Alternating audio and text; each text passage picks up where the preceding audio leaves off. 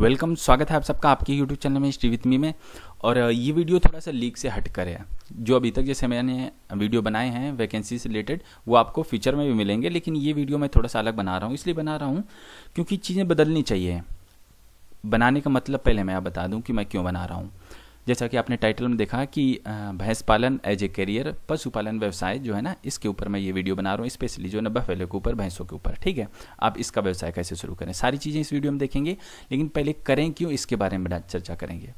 आज के टाइम पे आप देख पा रहे होंगे कि सरकारी नौकरी के लिए बच्चों, सरकारी नौकरी के लिए इतनी होड़ मची पड़ी। सरकारी छोड़ो, प्राइवेट भी देख लो, ITI, पॉलीटेक्निक, डिप्लोमा वाले इतने सारे बच्चे हैं कि उन्हें प्राइवेट नौकरी नहीं मिल पा रही सही सलामत है।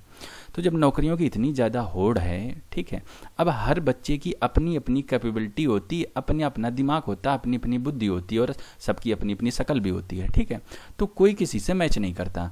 मतलब कि कोई बच्चा अगर IAS इंजीनियर बनना है, IAS बनना है या इंजीनियर बनना है या कोई और जॉब कर रहा है या आर्मी अफसर बनना है या कुछ भी बनना है, तो उनकी अपनी अपनी कैपेबिलिटी है। और समाज में हर तरह के बच्चे होते हैं।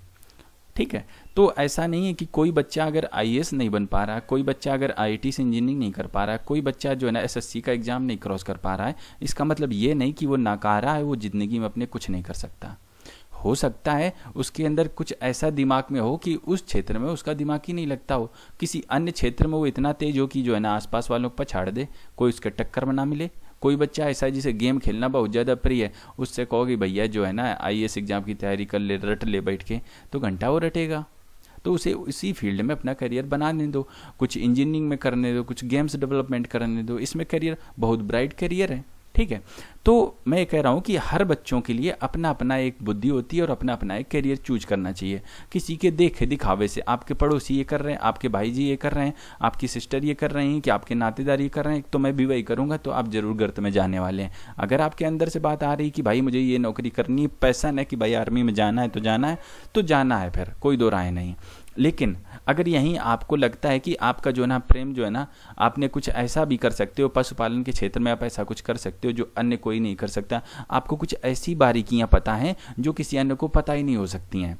ठीक है, तो आप इस क्षेत्र में भी अपना करियर बना, और हर क्षेत्र एक लाजवाब क्षेत्र है और हर क्षेत्र में अनंत उपलब्धियां आपको प्राप्त होने की बची हैं। आप बहुत दूर तक जा सकते हो जितना कि आपने सोचा नहीं होगा। प्रत्येक क्षेत्र आपको जो है ना अपना करियर बढ़ाने का अवसर देता है, चाहे कोई सा भी क्षेत्र क्यों ना, चाहे खेती बाड़ी हो, चाहे भैंस पालन हो, चाहे बकरी पालन हो, चाहे मछली पालन या कोई अन्य शायद का व्यापार हो, चाहे जो सा भी व्यापार क्यों ना हो, चाहे आप सब्जियां उगा के ही डायरेक्ट मार्केट में बेच रहे हो, तो हर क्षेत्र में अपना अपना करियर है। ठीक है, ये तो बात ये हो गई कि आप इस में क्यों आए, आप क्यों सरकारी नौकरी या प्राइवेट नौकरी को जो है ना रहने दें और आप इन क्षेत्रों में जिस पे आपका इंटरेस्ट है। सबसे पहले मैं बात बता रहा हूँ कि आपको इसमें इंटरेस्ट होना चाहिए।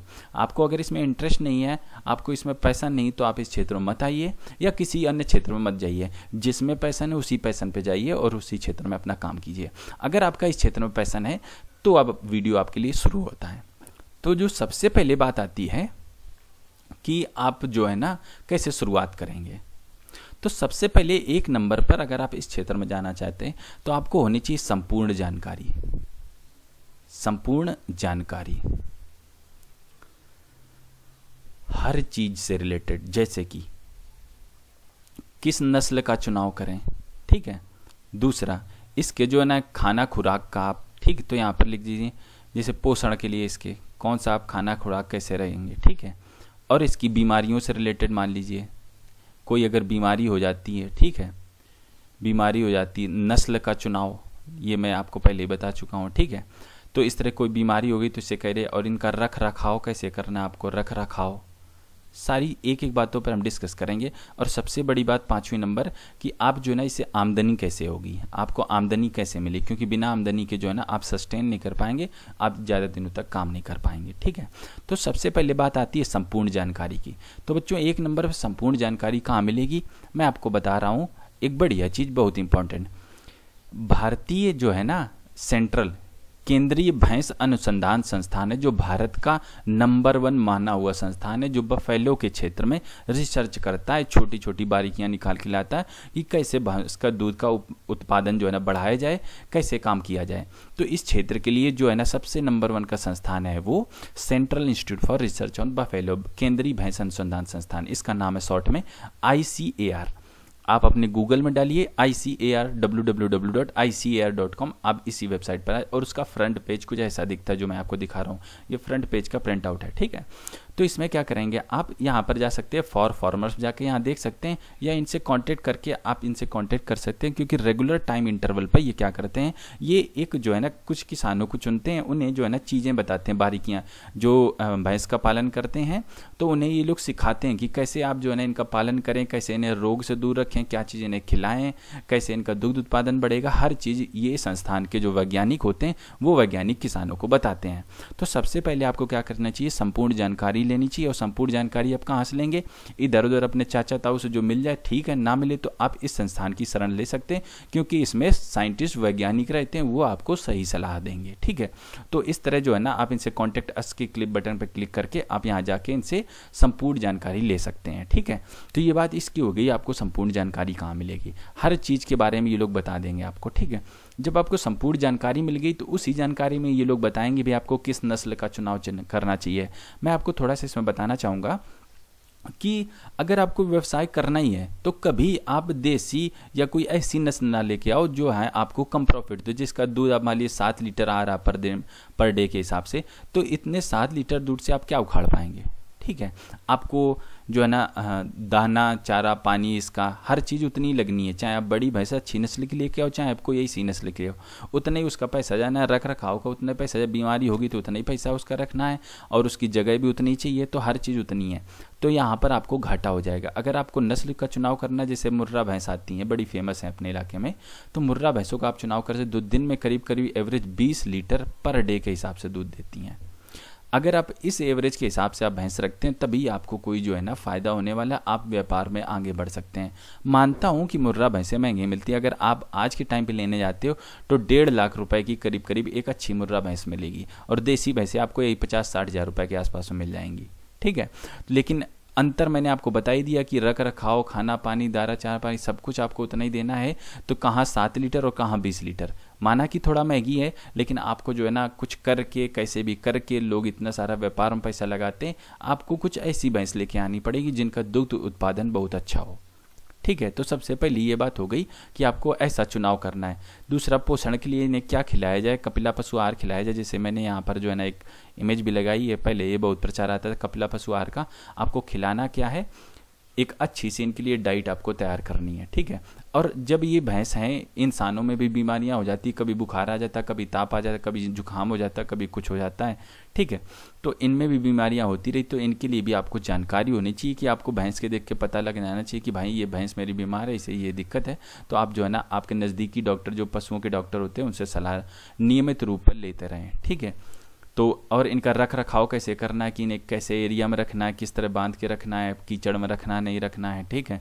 धूप इन पे लग रही कि नहीं लग रही, तो रख रखाव के लिए एक टीन लगवा के आप इनका रख रखाव के बारे में आपको पूरी जानकारी होनी चाहिए। जब सारी चीज़ें होगी तो तीसरी चौथी जो चीज़ आई आपकी, ये सारी हमने डिस्कस कर दी। अब बात आती आमदनी की। आप आमदनी कैसे करेंगे, क्योंकि बिना आमदनी के आप अपने बिजनेस को, आप अपने रोजगार को अंतिम दूरी तक नहीं ले जा सकते हो। तो आमदनी के लिए देखिए, आजकल बच्चों हर जगह डेयरी खुली हुई है, आजकल तो दूधिये भी लेके जाते हैं, दूधिये तो खैर बहुत दिनों से लेके जाते हैं। तो अगर आप देखेंगे तो आज का करंट रेट 55 रुपये पर लीटर के हिसाब से चल रहा है। 1 लीटर का जो है ना आपको 55 रुपये के हिसाब से चल रहा है। और ये जो है ना आप ऐसा भी कर सकते हैं कि आप अगर शहर के आसपास रह रहे हैं तो आप डायरेक्ट जो है ना सप्लाई भी कर सकते हैं। मान लीजिए आपके यहाँ जो है ना ऐसी करके 150, आप छोटे व्यापारी हैं, छोटा सा काम किया, आप मान लीजिए 150 से 200 लीटर, 150 या 100 लीटर, मान लो 100 लीटर दूध आपका दिन में तैयार हो रहा है, तो आप डायरेक्ट जाके सप्लाई कीजिए, या फिर दूध योग सप्लाई करोगे, 2-3 रुपए वो ले जाएंगे, या आप खुद का एक किसी को रख लीजिए, आप डायरेक्ट सप्लाई कर सकते हो, घरों में दे सकते हो, ठीक है। तो आप इस तरह भी कर सकते हो। आप जो है ना कई सारे बड़ी बड़ी फर्म हैं, जैसे या बिग बाज़ार वगैरह हुई, यहाँ पर भी ये दूध वगैरह जाता है, ठीक है। और भी कई सारी दूध डेयरीज़ हैं, उनमें वो लोग दूध ले जाते हैं। कई सारी खोया की मार्केट, आप वहाँ पर जाके डायरेक्ट दूध की सप्लाई कर सकते हो, ठीक है। तो इस तरह आप जो दूध के ग्राहक तो आपके हर जगह हैं, तो इस तरह जो ना आप अपनी आमदनी भी इकट्ठा कर सकते हो, ठीक है। तो ये बात इसकी होगी। और इससे कई बाई प्रोडक्ट बनते हैं, आप चाहे तो इसका घी वगैरह, देसी घी बना के वगैरह भी बेच सकते हैं, ठीक है। मट्ठा वगैरह भी इसका बिकता है। तो कई सारी जो इसके प्रोडक्ट हैं वो तो इनकी सेलिंग हमेशा ही होती रहती है, बढ़िया से इसकी सेलिंग।